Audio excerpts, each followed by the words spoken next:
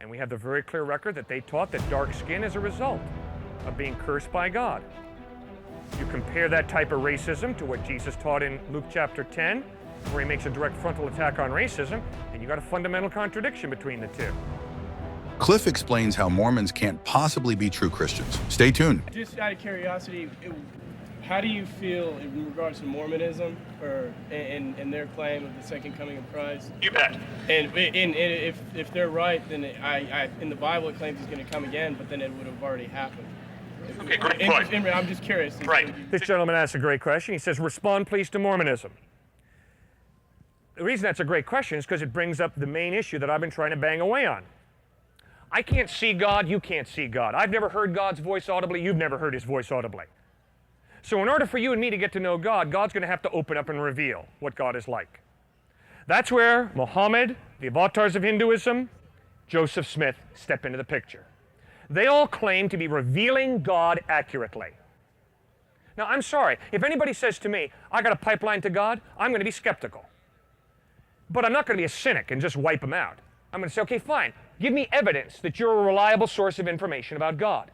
And obviously what the Mormons have done is they've said Joseph Smith, Brigham Young, and the prophets that follow them are reliable sources of information about God. Obviously the Hindus have said the avatars are reliable sources of information about God. Obviously a Muslim is saying, I trust Muhammad to reveal God accurately. And I'm standing out here saying, I trust Jesus Christ to reveal God accurately. And because Jesus and Joseph Smith contradict each other, they both can't be right. So therefore, I got to ask myself, what's the evidence to support the credibility of Joseph Smith? What's the evidence to support the credibility of Jesus Christ?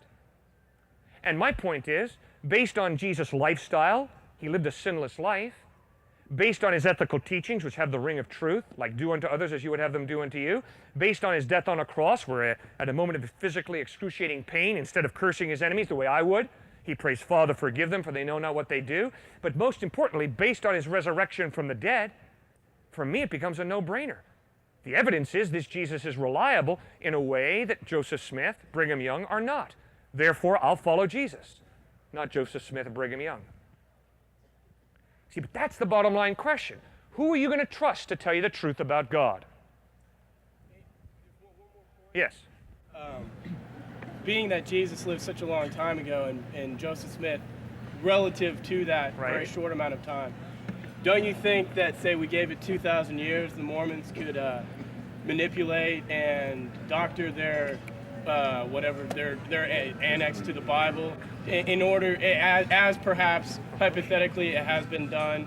Maybe Jesus didn't live such a perfect life and it has been changed and edited. Don't you think that could evolve in the same sort of way? That's what it's impossible. That's what I fear. Right. That it's propaganda. Right. I'll tell you why it's impossible. The Gospels that we have in English today are not based on the Latin Vulgate out of the Middle Ages. Rather, the Gospels that we have today are based on over 5,200 Greek manuscripts or pieces of manuscript dated from the 1st to the 10th century A.D., all agreeing to an infinitesimal degree. And you can push the study of Jesus back into the 1st century, and you never come up against a non-supernatural Jesus. You never come up against a Jesus who didn't rise from the dead.